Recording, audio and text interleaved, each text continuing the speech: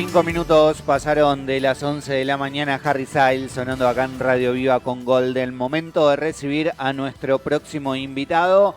Él nació en Montevideo en 1968. Desde 1985 hasta la fecha trabajó en varios medios de prensa, radio y televisión. Ha publicado las novelas Portland, Algo que flota, Todo lo quieto sueña moverse, Lo que se olvida también se gana, El arte del parpadeo, Pavura y la velocidad del entusiasmo.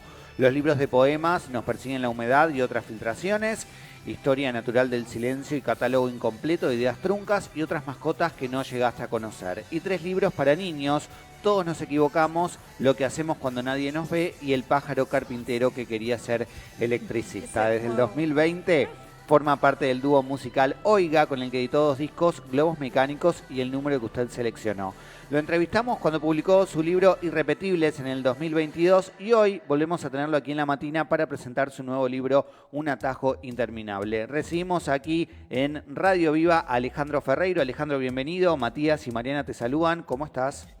Muy bien, ¿cómo están ustedes? Muchas gracias. Qué voluntad leer toda esa lista. No, y eso que nos faltó... Lo resumimos. Sí. No, resumimos y nos faltó el libro que al final no pudimos concretar y no hicimos la nota, que estuvo después de Irrepetibles o casi simultáneo, que fue el que escribiste junto a Gabriel Pereira de Conversaciones entre Mujica y Sanguinetti, también El Horizonte. Sí, en realidad este último año, o estos últimos, ponele 14 meses, fueron un poco exagerados, ¿no? Porque, eso te iba a decir.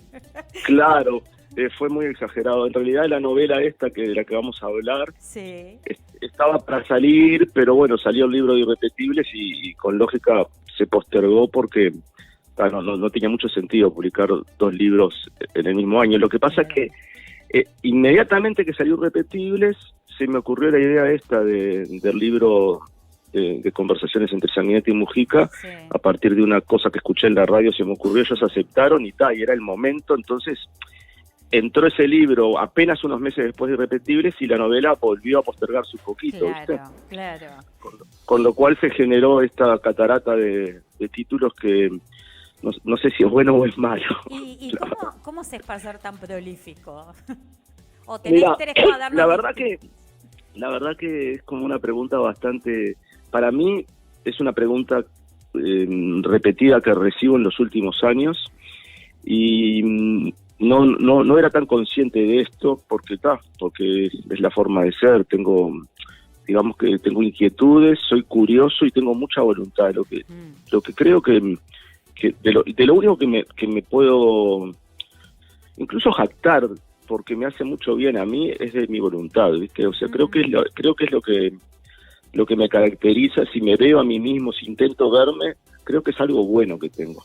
Después lucho con ser mejor en todo lo demás, pero eso es algo que no sé cuándo se forjó, pero soy muy voluntarioso. Tengo sospechas de cuándo se forjó y por qué se forjó, pero soy muy voluntarioso. Entonces, ¿viste? Cuando tengo ganas de algo, que aparte me lo propongo, pero sobre todo cuando me gusta, es muy difícil que no lo intente con rigurosidad, ¿viste? Con voluntad. A veces eso puede parecer, creo no ser obcecado, pero a veces eso puede ser un poco atrapante y malo para mí, porque no me detiene nada cuando me propongo algo. Como siempre trato de dedicarme a las cosas que me gustan y dejar de lado lo otro, no termina siendo malo. Pero la gran pregunta es si un día no empezaría a cavar hacia el lugar equivocado y con voluntad termine donde no tenga que terminar. Alejandro, y además de esta cosa que hablamos de ser tan prolífico, también es muy diverso, porque estamos hablando en el término de 1 año y medio de 3 cosas que son totalmente distintas, ¿no? Por un lado, el libro de Irrepetibles tenía que ver con tus entrevistas realizadas en la radio.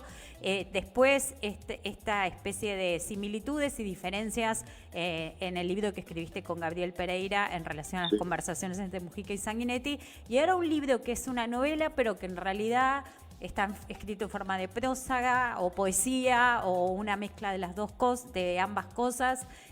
¿Cómo haces como para distorsionarte tanto con 3 estilos de literatura tan diferentes? Mira, la verdad es que para mí eso se volvió natural, sin duda es algo que me lo hacen notar, se volvió natural. Ahora, mientras me lo estabas preguntando, que ya veía venir la pregunta, se me ocurrió una imagen que es que cuando yo tengo 13 años, 14 años, y en aquel entonces tenías que decidir en tercero de liceo qué ibas a hacer en cuarto de liceo qué ibas a hacer en quinto, si humanístico, biológico, científico, no había muchas más opciones. Mis padres me dieron a elegir con libertad total, me dijeron, tenés que elegir lo que te guste, porque si elegís lo que crees que te va a permitir vivir, posiblemente seas infeliz. En cambio, si elegís lo que te guste, aunque no ganes plata, mucha, va a ser más fácil la cosa. Seguro. Eso fue como la gran enseñanza que recibí y la gran responsabilidad también, que es si ganas poco en lo que te gusta, está todo bien. Si ganas poco en un lugar que no te gusta, es una angustia y trae problemas. Eso me llevó a conversar con mis amigos de entonces y darme cuenta que yo tenía una responsabilidad que teníamos todos, pero que a veces cuando la familia te impone seguir lo que hacía el padre o con el negocio familiar, puede ser que te faciliten cosas, pero si no te gusta y si está impuesto, a la larga no va a estar bien. En mi caso, en ese momento fue muy angustiante, porque a mí me gustaba leer, fantaseaba con ser escritor, no entendía muy bien qué era eso, pero ya fantaseaba. Me gustaba muchísimo la música. No había estudiado música hasta ese momento, pero me gustaban mucho los deportes, era muy deportista, me gustaba el teatro, hacía teatro, jugaba el fútbol y al básquet en distintas instituciones, o sea, hacía muchas cosas y me gustaban todas, entonces me costaba mucho decidir, y tomé una decisión que fue, me acuerdo claramente que le dije a mi padre, mirá, como me gustan muchas cosas, voy a agarrar y voy a decidir una que funcione como un embudo al revés. ¿Cómo es eso? Bueno, en vez de entrar por la parte ancha y reducir, voy a entrar por la parte angosta y ampliar. Entonces voy a elegir periodismo, porque creo que haciendo eso voy a poder estar cerca del teatro, de la música, quizás desde otro lado del mostrador, pero en principio no me voy a alejar ni de los libros, ni de los escritores, ni del teatro y los actores, de los músicos y la música. Y fue una gran decisión, así vista con el tiempo, porque sin duda el periodismo era algo que no tenía tan claro que era lo mío, pero que era una de mis cosas, porque no sé si soy curioso porque me interesaba eso o me interesaba eso porque soy curioso, pero eso me permitió durante muchos años, aparte de vivir y hacer una cosa que me encanta, también seguir cerca de estas temáticas que me interesaban. Claro que desde un lado del mostrador al que en algún momento iba a tener que saltar, ¿viste?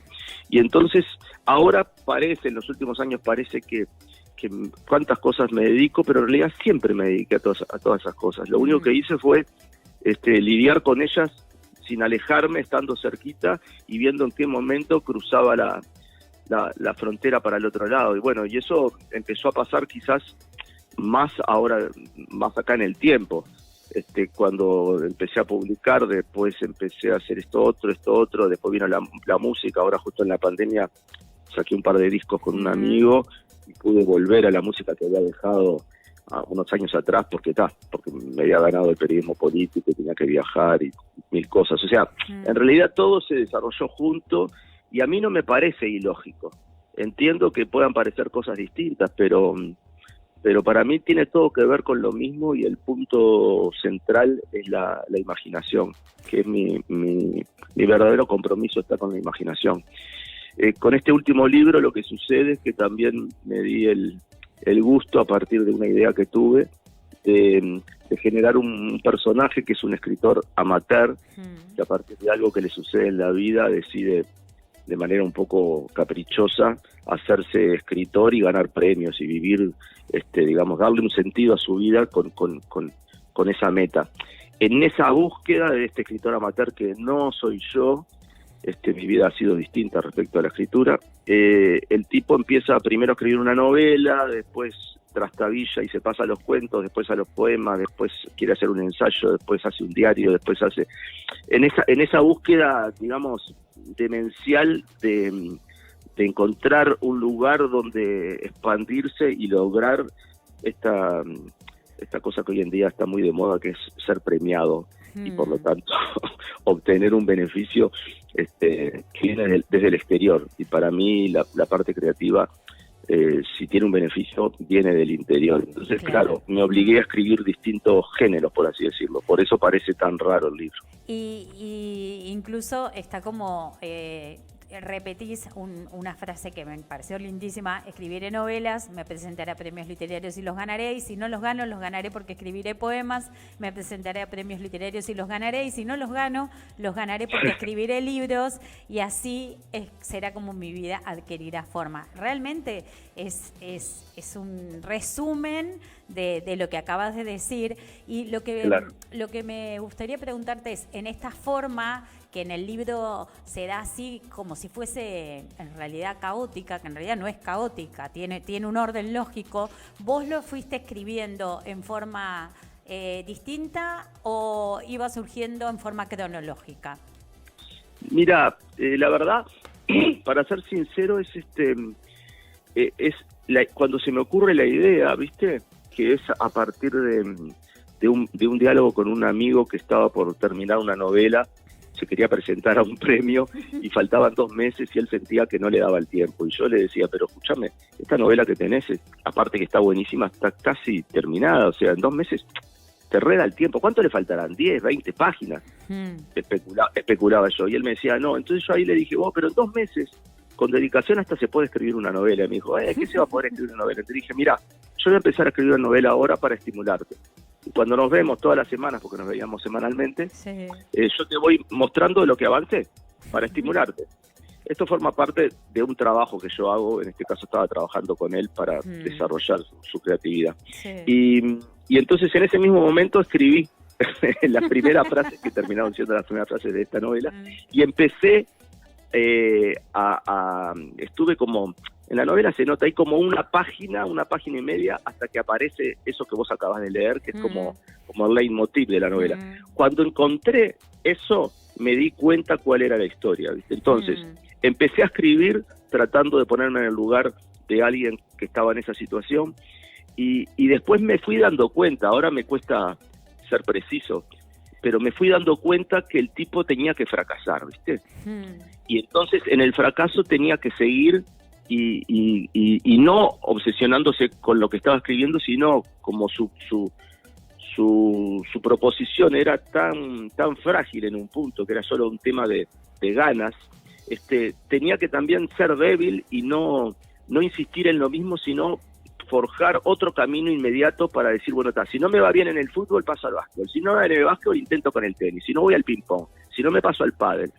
Y empecé como a tratar de seguir esa ruta de continuos desvíos, tratando de que fuera un atajo para él, ¿viste? Pero con el error, en las cosas que te apasionan no hay atajos. En las cosas que te apasionan nunca las terminás de concretar. Yo creo que ese personaje lo único que tiene a favor es la pasión, porque después su meta es un poco engañosa, es como una meta de los tiempos actuales, donde la gente quiere rápidamente obtener beneficios, cosas que funcionan así, generalmente creo yo que no están ligadas a lo que a uno lo apasiona. A lo que a uno lo apasiona no se termina nunca. Vos pensás que sos un cocinero y te apasiona realmente la cocina, nunca vas a haber abarcado todo lo que necesitas saber y llegar a destino. No se llega a destino. Claro. O sea, se llega a destino en cosas que nos interesan pero no nos apasionan. O sea, yo puedo interesarme por ser sommelier de aceite de oliva y bueno, y un día recibirme de sommelier de aceite de oliva y trabajar o no de eso, pero si esa es mi pasión, no se termina más. No se termina más. Entonces creo que el libro, lo que creo que para mí queda claro es que si a vos te apasiona algo, vas a tener 90 años y vas a decir, la verdad que todavía no domino esto, ¿viste? Claro. Esa es como la idea. Entonces me vi obligado, entonces fui escribiendo cronológicamente, contestando tu pregunta, pero también a veces echando mano a pensamientos o a cosas que ya tenía escritas. ¿Viste? Yo siempre estoy escribiendo cosas y voy guardando, a veces ordenadamente, a veces en libretas, que están desordenadas pero que están todas metidas en un mismo lugar. Entonces, a veces eché mano a cosas que tenía, a ideas que tenía para desarrollar y se las ponía en la cabeza de este tipo y veía cómo él seguía adelante, sabiendo que no iba a poder, porque estaba queriendo hacer el camino corto, ¿viste? ¿Y tu amigo pudo? ¿Publicó? Mi amigo no llegó a presentarse al concurso, pero la terminó, sí. Y bueno. no ha publicado todavía, pero bueno, yo deseo que sí lo haga. Hablando de eso, en relación a este libro, te pasa de estar, así como decís, yo estoy escribiendo por ahí varias cosas simultáneas, tengo varias cosas guardadas. ¿Qué pasa una vez que el libro ya está publicado, en este caso? ¿Sos decir, bueno, ya está, hago las notas de prensa, pero no quiero saber más nada del libro? ¿Y ya quieres empezar una cosa nueva? ¿O sos de tomarte un tiempo para disfrutarlo? Mirá, la pregunta es muy contemporánea para mí, porque es la primera vez que me sucede esto de que el libro que sale lo tengo escrito hace tanto tiempo. Porque este libro yo lo terminé, ponerle hace, no sé, 3, 4 años, en la primera versión. Y la verdad que estaba como para salir, pero vino la pandemia. Entonces en la pandemia había salido un libro mío para niños que se llama El pájaro carpintero, que quería ser electricista. Recién había salido ese libro y yo estaba preparándome como para corregir y al otro año publicarlo. Vino la pandemia, se paralizaron al principio hasta las imprentas. Bueno, todo se volvió un poco, ya sabemos, caótico, y ahí me dediqué a la música. Me funcionó. Justo estaba estableciendo una amistad con Álvaro Riet, un amigo mío que es mi socio de música, y empezamos a hacer eso de la música. Entonces me dediqué esos 2 años, ese año y medio, a hacer esos 2 discos, y como ya tenía la novela escrita, la abandoné un poco. Después la corregí y iba a salir apenas terminó la pandemia, pero salió el de Planetario, y así hasta ahora. Entonces, ¿qué pasa? Es la primera vez que, publicada una novela, no estoy en otra cosa funcionando en cuanto a novela. Claro. O en cuanto a libro. Es la primera vez. Generalmente cuando la novela sale, vos terminás haciendo prensa de una novela que no es la que estás escribiendo, para el caso de que seas una persona que se dedique con voluntad a la escritura. Claro. Es lo que me ha pasado a mí y lo que creo que le pasa a muchos amigos escritores. Ya tenés algo. En este momento yo te diría que ayer justo hablaba con un amigo que es la primera vez que es ¿para dónde sigo? Claro. No tengo cosas escritas, sí. Podría, ¿qué es lo más cercano? Quizás irme a la poesía, porque tengo muchos poemas, y aparte yo formo parte del staff de profesores de la Escuela de Poesía del Solís, y también estoy vinculado a la poesía con algunos ciclos de poesía y con otros proyectos que ya te enterarás. Entonces, eso es lo que sería, digamos, más factible, es que me pusiera a recopilar, a ordenar, a reescribir, a escribir y ir hacia un libro de poesía. Pero a su vez, es bravo publicar poesía en Uruguay, cada vez es más imposible. De hecho, muchas veces mis poesías se las meto a personajes o cosas así. Pero eso sería lo más natural.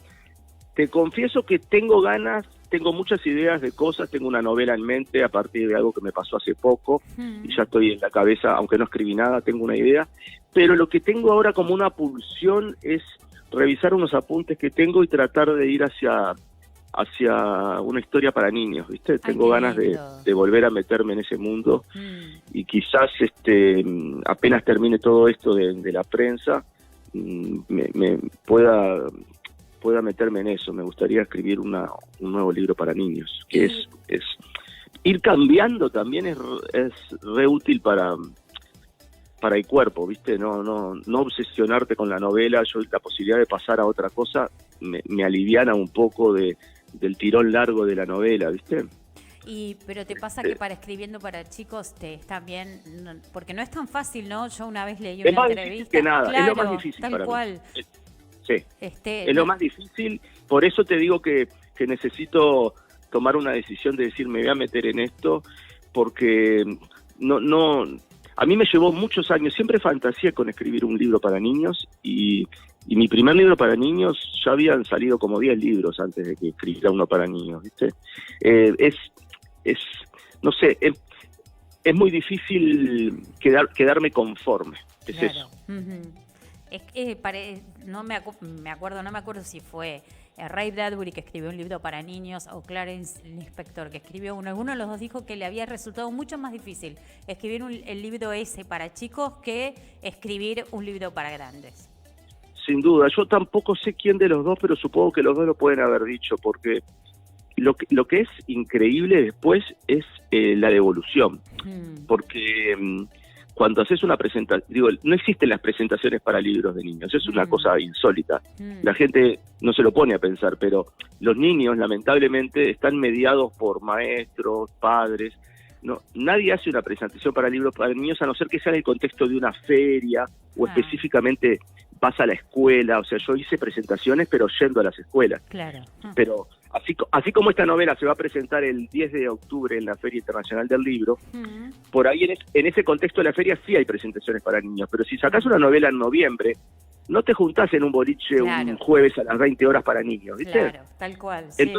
Entonces no tenés mucha oportunidad de tener la devolución, a no ser que conozcas al niño, sea el hijo de un amigo. Pero cuando vas a las escuelas a hablar del libro, es muy exigente. Claro. Muy exigente. O sea, tenés que estar muy convencido, muy claro de tu libro porque te lo desarman. Las preguntas que te hacen pensar que podrías haber hecho las cosas distinto, o si las hiciste mal te saltan, o si esto no fue claro, o por qué hiciste esto. Es impresionante. O sea, para mí es la experiencia de más aprendizaje de contacto con lectores, es la ida a las escuelas a hablar con niños que no te conocen además y no tienen ningún problema en preguntarte lo que hay que preguntar, ¿viste? Claro. ¿Y qué te dejó de experiencia el libro que hicieron con Gabriel de las conversaciones de Mujica y Sanguinetti? Mira, ese libro, la verdad es que la intención original, que es la que se mantuvo, era tratar de no hacer el libro o no hacer pedazos de libros que ya existen. No nos interesaba, digamos, hablar del pasado en el sentido de lo que ya sabemos, lo que piensa uno de esto, lo que piensa el otro. No, nos interesaba hablar del futuro, pensar que ellos, de alguna manera, ojalá vivan muchos más años, pero de alguna manera, sin duda están en el final de su carrera política, aunque van a estar haciendo eso hasta el final de sus días, y la idea era qué pasaba con el futuro, ¿no? Es cómo veían que iban a hacer las cosas cuando ellos no estuvieron. En ese sentido, la idea era, no vamos a permitir debates sobre cosas que ya se han debatido, porque no nos interesa eso. No sabíamos qué iba a resultar. Resultó un libro de matices que quizás a los seguidores más acérrimos de cada uno de ellos le parezca un libro en el que no hay diferencias, pero la verdad es que no hay muchas diferencias, se ponen de acuerdo en casi todo. Entonces nos parecía que era una foto de la hora, pero mirando para adelante en el caso de estas dos personas. Entonces ese libro se fue imponiendo en el Uruguay, va muy bien, se fue imponiendo sin estridencias. Uno pensaría que vas a encontrar ahí grandes rounds, y en realidad la movida va por otro lado. Es un libro de matices. A mí eso me gusta, era no sabíamos que iba a ser este grado de matices, pero nos gustaba un libro de construcción de pensamiento, y el libro ya se editó en Argentina y ahora acaba de salir en Brasil. Bien. La experiencia es que bueno, que tenemos un país que no tiene ni 200 años, ¿no? Y tenemos a estas dos personas vivas que, te gusten o no, compartas o no, son responsables de los últimos 60 años de historia política del país. Es un porcentaje altísimo en la historia del país. Entonces, me parece que es una foto de un Uruguay que se fue desarrollando en los últimos años y que tiene en este libro algunas claves. A mí me preguntan, sobre todo los amigos, che, ¿qué pensás? Bueno, yo no esperaba tal grado sí un grado de buen trato y de amabilidad, pero no este grado de concordancia tan fuerte. O sea, piensan hablan de Marx y se ponen de acuerdo, hablan de Adam Smith y se ponen de acuerdo, hablan sobre las drogas y piensan lo mismo, ¿entendés? Eso me sorprendió un poco y me da para seguir masticándolo y ver qué pasa con eso, y qué significa eso. No sé, es un libro más de preguntas para mí que de respuestas, y en ese sentido yo lo valoro. Pero bueno, hay que ver también qué pasa con el tiempo, ¿no? Con el libro. Fue el libro que presentaron en la Feria del Libro en la Argentina, ¿no? Sí, no, fuimos, mirá, no lo presentamos en la feria, fuimos unas semanas antes de la feria y hicimos una presentación por fuera de la feria, lo presentamos en el Malva. En el Malva, perdón, claro. Sí, en realidad fue pegadito a la feria, claro. Posiblemente en la feria también el libro sin duda fue una figura de la feria, pero sí, ya sin nosotros como invitados, sí, ¿no? Sí. Porque la verdad que en la feria argentina es muy grande y no sé qué hubiese pasado, pero esto estuvo muy bien porque llenamos el Malva y tuvimos mucha prensa, salieron muchísimas notas, claro, tal cual. Salimos en todos lados y fue una movida interesante porque hasta ese momento no sabíamos todo el interés que iba a tener en Buenos Aires el libro, que fue una locura, ¿viste? Qué bueno. Alejandro, bueno, recomendamos el libro. Lo encuentran en las librerías de acá de Colonia, tanto en la del shopping como en la del centro. Y Alejandro, gracias por estos minutos, obviamente. Como siempre, un placer charlar contigo. A ustedes. Perdón, te interrumpí, Mariana. No, te iba a decir que como siempre es un placer charlar contigo y que nos volvemos a hablar para la próxima publicación que tengas. Dale, muchísimas gracias, para mí también es un placer y bueno, me gustaría que el libro tuviera un recorrido entre lectores que estén dispuestos a leer una novela. Yo creo que es una novela, pero en principio parece una novela rara, ¿no? Creo. Es lo que estoy entendiendo de que me dicen la gente que me entreviste, la gente que lo lea. Pero si hay un género que permite todo, me parece que es la novela. Tal cual. ¿No? La novela del siglo XVIII no tiene nada que ver con el XIX, con la del XX, y creo que va a seguir transformándose, y en ese sentido estoy contento. Un abrazo, Alejandro, gracias. Muchísimas gracias a ustedes, un placer. Saludos a la audiencia. Gracias, chao. Charlábamos con Alejandro Ferreiro y nos presentaba su nuevo libro, Un atajo interminable, que lo encuentran en librerías. Agradecemos como siempre a Penguin Random por la columna literaria de cada semana. Nosotros seguimos compartiendo la matina con vos hasta el mediodía acá en Radio Viva 96.3. Estás en